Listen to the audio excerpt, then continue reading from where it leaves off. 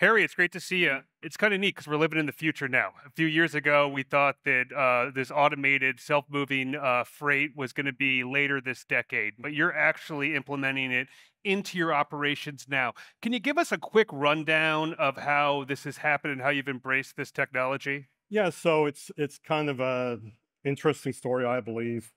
Probably 4.5 years ago, I started trolling around on the internet looking for new opportunities for sustainability and autonomy, and really came across Einride at that time.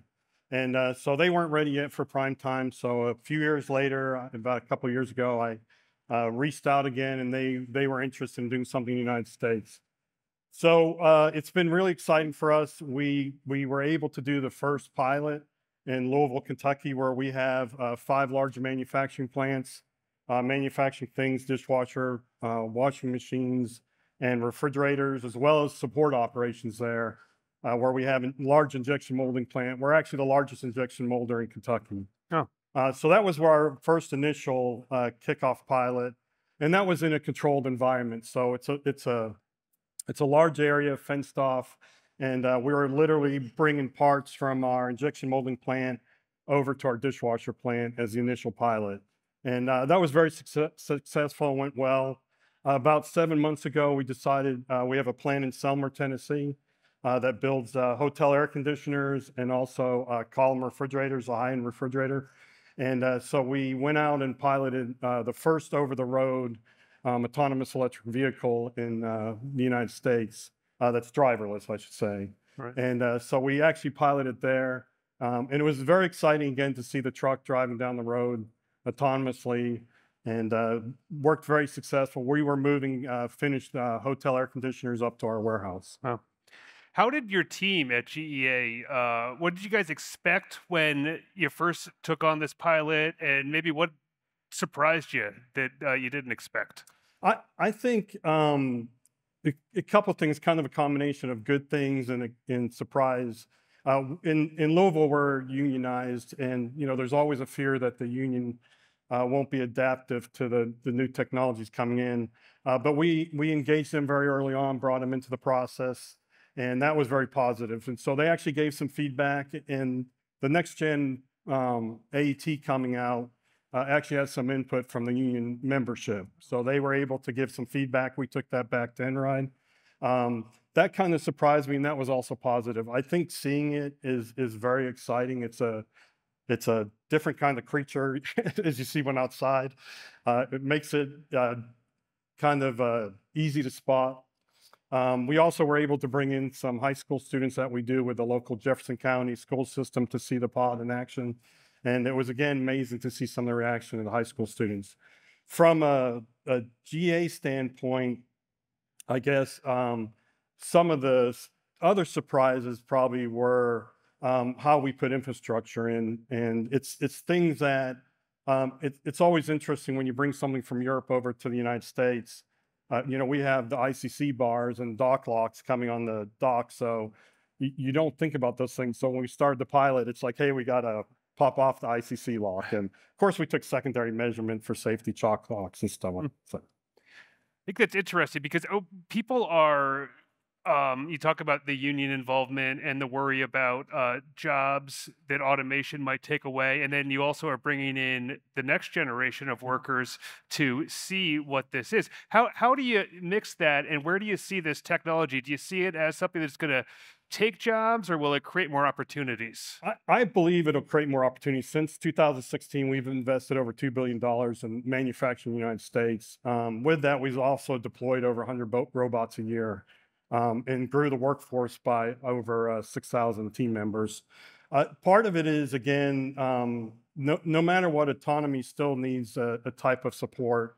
With the Enride system, they do have a remote driver. You see the stations around here. The union membership was very interested in becoming a remote driver. To them, that's a lot more beneficial than sitting in a cab, climbing in and out of it. I think the younger generation also, they're used to seeing more technology, and they're more interested in maintaining that technology than maybe driving a truck every day.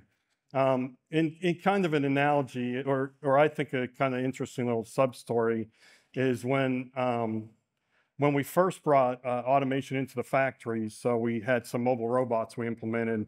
The ones that looked like robots, everybody just kind of said, "Oh, that looks kind of cool," and they were more adoptive of that. We also have some that are converted tuggers, and those freaked out people more because they saw kind of a standard tugger driving down the lane, and they wanted to run after it versus.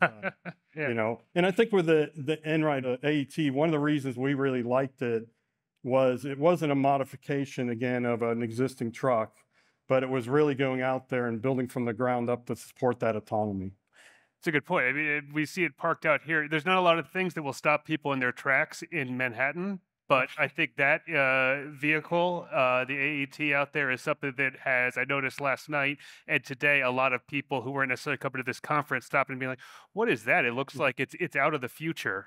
And what's been the reaction of the people near your plant who have maybe seen this on the road? I think that's something that in the industry everyone is talking about autonomy. How's the general public going to react to that? Yeah, when we first did Louisville, we were kind of in contained area, but we saw drivers in and out taking videos of it. And when we got to Selmer, it was very positive. Selmer is a rural county in Tennessee down near the Mississippi border. And I think they were very proud that they were there testing out one of the first autonomous, vehicles to run over the road. And so it was very exciting for them. The people have been very, very positive. Law enforcement has been very positive. We do a very thorough, initial setup with them to make sure they understand, whether it's the fire department or the police department, how these things operate. We do put signage up. It's too bad we don't have a picture of the sign, but it has like autonomous vehicle in operation on the road sign. And so there's different things there that I think everybody was very proud, especially the county that Selmer is based in. I'm sure it kind of feels like winning the lottery to be picked Yeah, up, right? yeah. And I think the University of Tennessee has a school next door, small campus, and they're very excited that we're bringing this technology in and kind of expanding and bringing some attention to Selmer. How is this pilot and this technology working with other technology that you're implementing? I know that this is not the only automation. You mentioned some of the robots. So, how are you getting that whole ecosystem to be one? Yeah, we're really still in early phases of how to build that out together. We're testing kind of piecemeal right now to bring it together and build it out. For instance, there's really not a automated dock system out there, so we're working with Right Height to build that out to look at some different opportunities. But really, the goal is really how do we eliminate those dangerous, dull, and dirty jobs, even inside the factories with fixed robotics. We just put in some very interesting technology with 3D bin picking to build sprayer arms for dishwashers, and it's really kind of building out that whole kind of ecosystem to really get the workers where they're the most valued, and they can really add either quality eyes to the product or it's just not a kind of a dull, repetitive job. Right, right. And I think it probably makes it a little safer for workers, right? Because safety is so important with Yeah. this. Definitely. I think when you look at the truck driver industry, the workman comp rate in the driver industry is very high. So when we look at autonomy, it's really taking that risk out. I think one of the funny things is we also run a fleet of electric trucks, Einride electric trucks. And of course, we're always worried when we put them in place, the drivers are going to kind of freak out and say, why are you giving me this golf cart to pull my big load? And once they got in it only took a day before everybody wanted an electric truck. The advantage of electric truck is really ergonomic. So, prior they're sitting there shaking as they drive their diesel trucks or and they're idling. And our first implementation was a dray run to inland port in Georgia. The drivers would always complain when they went into the port, they had to turn their trucks off to hear what the port operators were saying. And when we added electric, they loved it because it was really, they could sit there and let the truck run. They could pull up to the gate. They could hear everything. They could drive off. So that just the basic ergonomics, not being that loud noise, not being shaken all day, being able to communicate, especially on these short Yeah. shuttle runs. No shifting. Yeah, no shifting. You're just driving. It's kind of Just nice. driving. I haven't driven one yet myself, but I might have to hop in one You one of I these. mean, come on, you gotta get in there. I usually drive things like that, but I haven't yet. So You smell the same way you smelled when you got in as when you get that's out. There's right. no And diesel and that's the other big thing with, when they fill up with diesel, you stink when you come back, home at night. So it's just a big advantage the electric trucks have yeah. been. So let's talk a little bit more about those drivers and how they view that. So you said there's almost a line of drivers wanting to do that. Mhm. Do they think that they might stick around the industry a little bit longer? I believe That so because it's not there's still some things I think that autonomy will help us fix as far as unloading the trucks or not having to open doors up. The AET is very interesting because it has a power door on a garage door. hmm I think different things like that where drivers don't have to pop open. But yeah, I believe that they're so far we've been running for 2 years and we've not lost a single driver. And we just converted one fleet over a month ago to run routes down to our plant in Georgia. And everybody who was driving the diesels before for a different company applied for jobs in the electric truck. And of course, we're trying to play, don't steal all their drivers, kind of, right. we're trying to balance that out.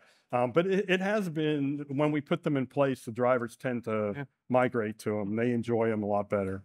Well, it sounds like a good problem to have, Yes, right? definitely. Um, let's talk a little bit about the digitalization. I think it's important. You could bring in all this technology, but unless you know how it's working together and where you're actually getting the ROI and the efficiencies, could you explain a little bit about your digitalization and what you're using, what data you're finding important to help you develop this? Yeah, so concerning, just basically the electric trucks and the AET, the data we can get back to see how we're running the trucks and the efficiencies of the trucks. And then also we get the benefit of the CO2 calculators coming out of the system. But really we can see where the trucks are moving at any given time. The short shuttle runs have always, there's big companies out there. We use, I guess I shouldn't do a plug for MacroPoint, but we use MacroPoint for our over-the-road trucks. And but on the shorter shuttle runs, it's a little bit harder to detect. And this system really has helped us see the data and start collecting it. We're really interested, especially on shuttle runs, how long it takes to load and unload a truck. And then, what's the transit time? Do we have delays at our gate? A lot of the data we pulled in so far is we see a big delay at our gate. So we're looking at alternatives of how to add more lanes or add an express lane for the shuttle trucks to get in and out of Appliance Park on the electric side. But on the autonomy side, I think we get the real win again of seeing where everything is in the flow of product Right. and tying that all together. Um, What's been the corporate mindset of this? I think that a lot of fleets and shippers like yourself look at transportation as just a high cost, high emissions standpoint, and there's all this corporate governance today about ESG and lowering your carbon footprint. What's been the reaction of the corporate angle of GEA of your innovation? Yeah, of course we're driving for sustainability and we're setting some different goals there. I think really with the electric trucks, we get such a bang for the buck from them. These short routes have been our big CO2 emitters because they're stuck in traffic or they're idling a lot. So we really get to see some better benefit of that. So we do put that in the sustainability report. I found it really interesting when we ran articles on our webpage. We had over 1 billion hits for looking at the sustainability aspect of it. So not only is the corporation interested, but of course our consumers are very interested in how the sustainability is tying into the product that they Right. buy. Wow. Wow. Did you say a billion hits? Yeah, that's what I saw was 1 billion hit. I didn't believe it either, but my boss said it was, but I'm not quite sure. I don't think we have any fact checkers here, so Yeah, I know. let's go with it. We Okay. can check. I don't know. I'll try to get back. Um, I think we look at this like so you're setting yourself up at GEA setting yourself up as a leader in to integrating this automation, particularly beyond the geofenced area, which is really kind of taking a chance Mhm. almost. But let's look ahead. If you and I are lucky enough to be back here on this stage 5 years from now, what do you think we're going to be talking about? Hopefully we'll be talking about more innovation coming in the pipeline. And I think the interesting thing about GA is that we kind of have we have a 100-year history of innovation in the company. And so we're always looking for innovative partners to go out and look at it. So I believe in 5 years, we'll be still looking at, where we're going, what we're going to do with that innovation that's coming on board. I believe in the last, I'm kind of a seasoned guy, Mhm. older. Um, so it's interesting to me for the last 30 years that I've been in the supply chain business, really been excited to see some processes move, but nothing's really moved for the last 7 years. So I think we're really just scratching the surface, and the next 5 years will come out to show that there's a lot more innovation. We'll be able to borrow from, some of the autonomous driving of passenger cars. And that really was a big driver into driving some of the innovation, whether it's tracking or autonomy. And I think that's just going to keep stacking up. AI will be out there in some form or fashion. I think when we look at it, AI is going to help us determine, is it the right load inside the trailer? So when we do start unloading that trailer, instead of having a person having to stand at a dock, checking everything in, I believe AI will sit there and be able to do some of those tools to go in and check the nature of the industry, or the product coming in, but has it been damaged? Is there something wrong with it? Did we get 10 pallets versus 11 pallets? And so I think it'll just keep building it. I also see that the next big phase is charging infrastructure for electric trucks. And I think that, especially for the trucking industry and for manufacturers, we like that set time. So we don't want to give up time, even to go fuel a diesel truck up. We want to see where we can do opportunity charging on the electric vehicles as they move. And I believe in 5 years, we'll start seeing some roadways that have in roads, charging systems. Would probably be the next big step for electric vehicles. And And I think right, and AI will play a big role in helping fleets and helping Mhm. to figure out what the best time is for that opportunity charging, for planning out routes and everything. That, can you talk a little bit more about how you see that happening? Yeah, so I believe the TMS system, there's good TMS software out there right now, but it can only bring in what the data you put in. And I believe with AI tools, we'll be starting to able to go share more data, pull that data in to recreate routes. I think we'll get some better synergies. The systems will know that I'm running at, 50% cube. It'll be able, with AI, I believe we'll be able to get recommendations to say, hey, here's another shipper over here that's 40%, cube. He needs to come by, and it'll be able to quickly calculate out, do we have enough time in the loop in the process due to traffic? I think with AI, we'll just be able to bring in such a more greater understanding of the TMS world, and really get live updates and really be able to reassign freight on the fly, to really save money for everybody. Because it's not just electrifying, but it's how do I take trucks off the road in the long run. Right. So I can have 10 trucks that are electrified, but they're 50% cubed. And I'm gaining again the CO2 emissions, but the goal would be how do I get to maybe 6 trucks that are electrified in the future? Because efficiency isn't like you said, isn't just about emissions. Efficiency is about the whole operation. Correct. Yeah.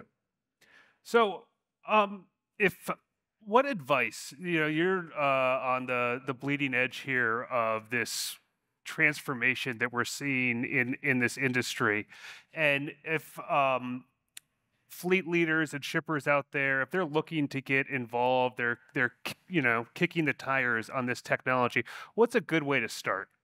I think, and I'll kind of exclude Einride, but I think part of it is understanding that you may fail, right?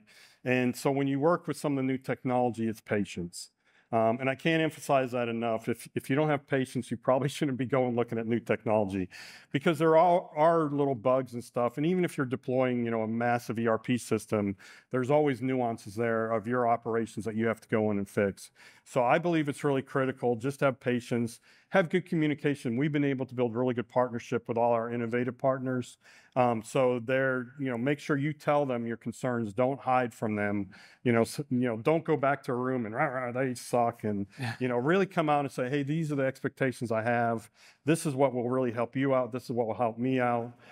We try to help, bring other, differing industries in to talk to them also, just to give them a viewpoint. But I think, again, if we go back and look at it, it's really developing that patience looking for that innovation. I think going to conferences like this help you meet new people. They have different ideas to go and drive to find that innovation. Hmm. We only have a few minutes left, but